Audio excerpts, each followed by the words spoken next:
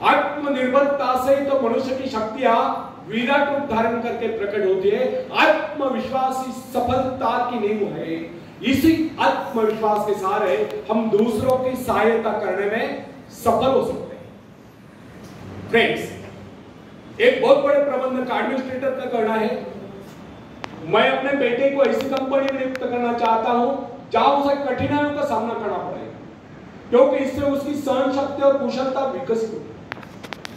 यदि मैं उसे अपने कंपनी में रखूंगा तो वो मेरे भरोसे बैठा रहेगा, हर निर्णय के लिए वो मेरा मुंह ताकता रहेगा और उसमें ठहरे हुए पानी की तरह सड़ान उत्पन्न होगी। आप सभी जानते हैं, ठहरे हुए पानी पर मच्छर कुनकुनाते हैं तो बहते हुए पानी पर राजहंस करते हैं। कितने सुंदर विचार थे उस व्यक्ति के। अगर हर माँ बाप अपने पुत्र या पौत्री के लिए इस प्रकार के उच्च विचार रखते हैं तो वे अवश्य उनके भाग्य विधाता बन जाएंगे। जो माँ बाप अपने बेटों या बेटियों को अधिक लाड प्यार से बिगाड़ देते हैं कि बच्चा जब चाहे स्कूल जाए, जब चाहे छुट्टी कर ले, जब चाहे कॉलेज जाए, जब चाहे छुट्टी कर ले, जब चाहे काम पर जाए, जब चाहे छुट्टी कर ले, तो ऐसे बच्चे भविष्य में कुछ नहीं कर पाते, उनका तो भविष्य नष्ट होता है। फ्रेंड्स, अपनी शक्ति पर स्वयं ही भरोसा करना पड़ता है। अपने कार्य स्वयं करने वाले सफल होते हैं। इसी से मानव के चरित्र का निर्माण होता है।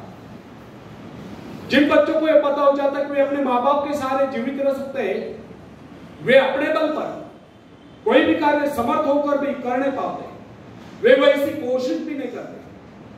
जबकि उन्हें समझना चाहिए कि माँ बाप तो सदा के लिए उनके आश्रयदाता नहीं बन पाएंगे। एक दिन तो ऐसा आने वाला है जब उन्हें अलग अलग जीवन बिताना ही पड़ेगा। तब ऐसे लोगों को भयंकर मुश्किलों का सामना करना पड़ता है। इसलिए फ्रेंड्स, यदि आरंभ से अपने कार्य स्वयं करने की आदत डाली जाए तो यह आदत आपके भविष्य के लिए बहुत ही लाभकारी सिद्ध होगी। जब चाहे शक्ति के सहारे आप जमीन पर पांव टिकाकर आगे बढ़ सकते हैं। सफल वही होता है जो अपनी शक्ति पर भरोसा करता है। अपने काम स्वयं करने वाले सफल होते हैं।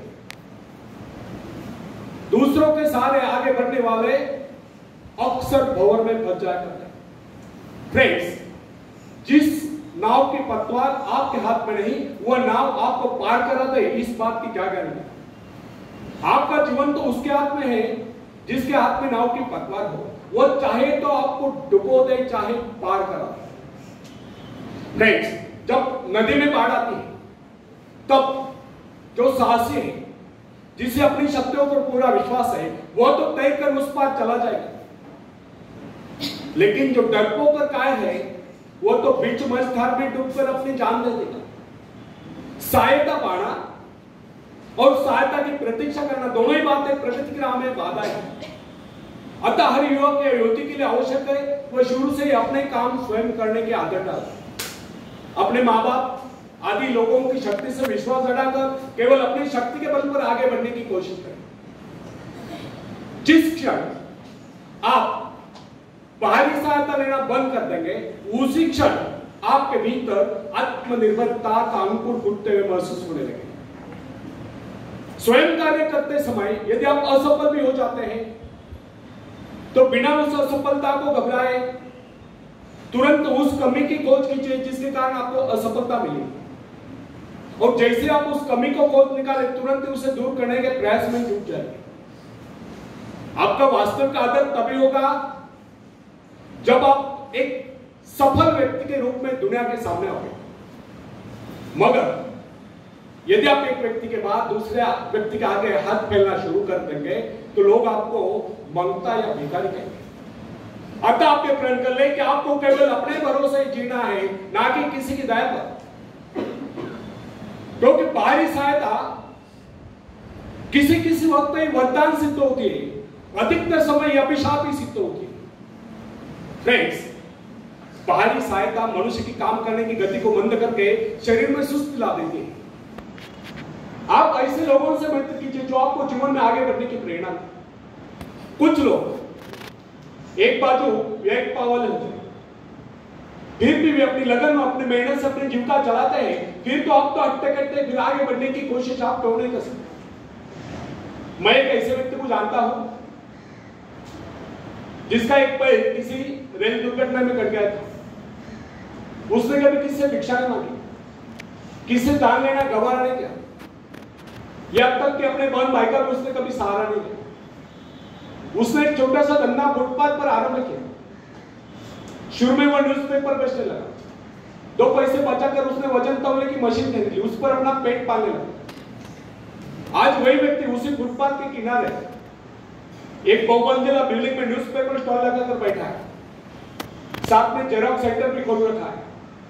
सुना है आजकल मोबाइल शॉपिंग भी चला रहा है। वो स्वाभिमानी, किसी से मदद लेना वो अपना अपमान समझता था। आज वही व्यक्ति उन लोगों जिनके हाथ पर सलामत है, ऐसे परिवारजनों को खिलाता पिलाता है, उनकी हर प्रकार की सहायता और मदद करता है, तो इसमें किसी को हैरत न हो।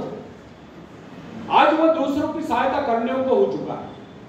वो उन लोगों के लिए प्रेरणा स्थान है जो सर्वांग संपन्न होकर भी दूसरों से सहायता पाने की आशा करते हैं। फ्रेंड्स, मैं केवल उस विकलांग की बात नहीं करता जिसे मैं जानता हूं। इस संसार में ऐसे बहुत से विकलांग लोग हैं जो अपने हिम्मत से खुद भी खा रहे और अपने परिवार को भी पाल रहे। ऐसे स्वाभिमानी, मेहनती, आत्मविश्वासी और साहसी लोगों को अपनी जीविका चलाते देखकर हमें स्वयं के विषय में सोचना चाहिए, क्या हम पूर्णतः स्वस्थ रहे, साथ ही सभी अंगों से तथा शरीर से चुस्त मस्त होकर भी क्या हम अपने आप को समर्थ समझने का अधिकार रखते हैं? यदि हाँ, तो फिर किसी दूसरों से सहायता की प्रतीक्षा करो। कोई भी स्वस्थ तथा सर्वांग संपन्न व्यक्ति तब तक अपने आप को समर्थ समझने का अधिकार नहीं रख सकता जब तक वो समझते को किसी के अधीन है। वास्तविक स्वतंत्रता एक ऐसा उपाय है जिससे मनुष्य की शक्ति दोगुनी जाती है। इस प्रकार की भावना अन्य किसी प्रकार से प्राप्त नहीं होती। जब कोई युवक या युवती अपनी हिम्मत के सहारे किसी व्यापार में उतरता है तो उसके मन में श्रेष्ठ भावना अवश्य उत्पन्न होती है। यही भावना उसे प्रसन्नता प्रदान करती है। इससे पहले किसी के अधीन रहकर चाहे वो कितना ही बड़ा कारोबार क्यों न कर चुका हो, परंतु उसे स्वतंत्रता से अपने आत्मविश्वास के सहारे साहस के साथ काम करने में एक नए आनंद का एहसास होता है।